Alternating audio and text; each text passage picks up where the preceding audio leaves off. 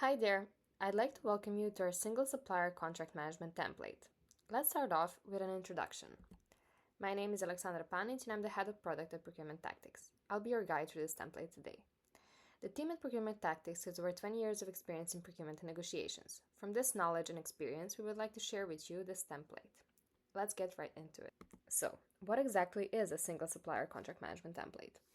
Let's find out together. This template can be described as a structured tool specifically designed to assist organizations in managing their contracts effectively and in a detailed way as possible. The workbook's primary purpose is to identify, monitor, and manage the various aspects of a single contract. This template monitors aspects of a contract which include obligations, risks, payments, and performance measures. This template is particularly useful when it comes to handling contracts for a single supplier and no more than that. This template organizes contract information in such a way that makes it easy to facilitate the validation of contract requirements.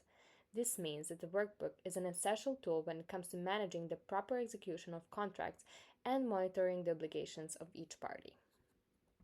So, what is inside this template? Now that you know what a single supplier contract management template is, it's time for us to show you what it looks like in our actionable Excel spreadsheet.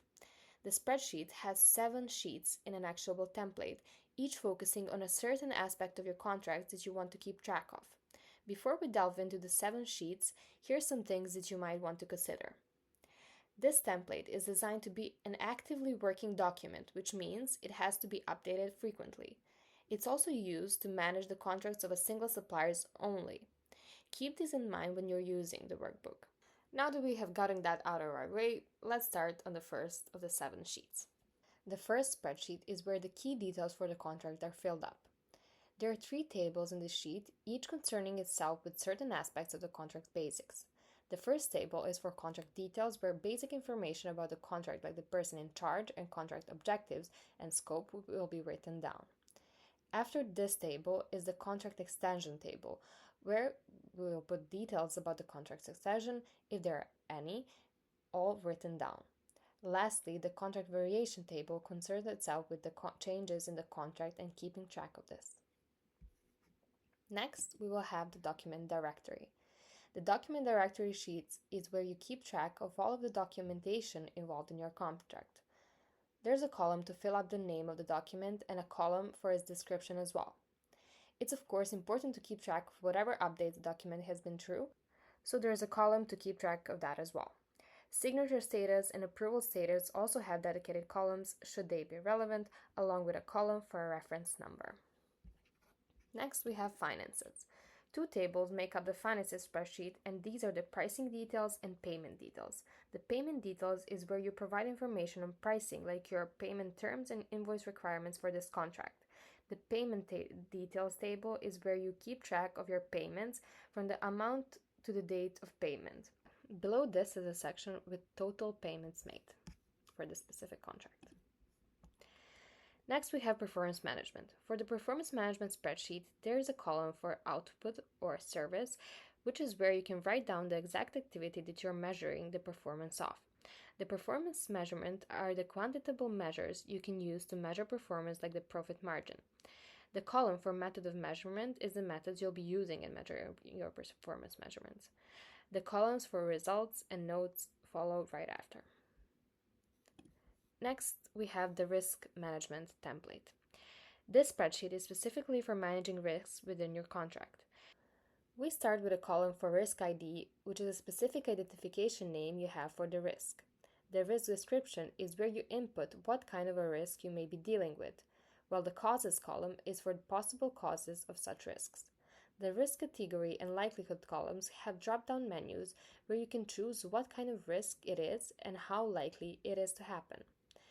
The impact column is for the possible impact of a risk may have on your procurement plans and operations, while the mitigation strategy column is for your preventions and solutions to keep risks from being serious problems or to deal with them when they become one. After this are the columns for person in charge and target date for when you want to deal with your risks if needed. Next comes the stakeholders and meetings. This spreadsheet is fairly simple as it's just a detailed list of stakeholders and meetings with said stakeholders. For your stakeholder table, there is a column for name, position, and relevant contact information with a notes column for whatever notes you may have for that stakeholder. For the meetings table, there is a column for meeting type and date along with a section for the stakeholders involved. There's also an About section where you can input the details of what the meeting is about and should you have any other notes to write down. Finally, we have the Inquiries or Issues report.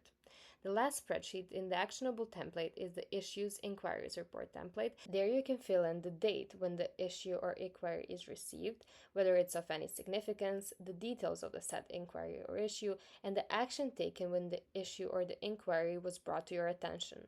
There's a column for the date resolved and the person in charge at the end of the table. For reports, date received and the date due are crucial for this as well.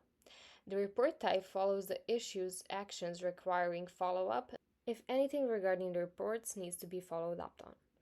For any notes you may have, the last column ensures that you have enough space to write them. Now, that we've gone through all of the spreadsheets of the actionable template, I'd like to remind you again that everything here is within your power to change. We provide you with the best guidance we can, but we cannot account for all factors, so we encourage you to personalize the spreadsheets to your own needs, as well as to make the most out of them. And that's a wrap for our single supplier contract management template. Thank you for joining us today, and we hope to see you in our next template.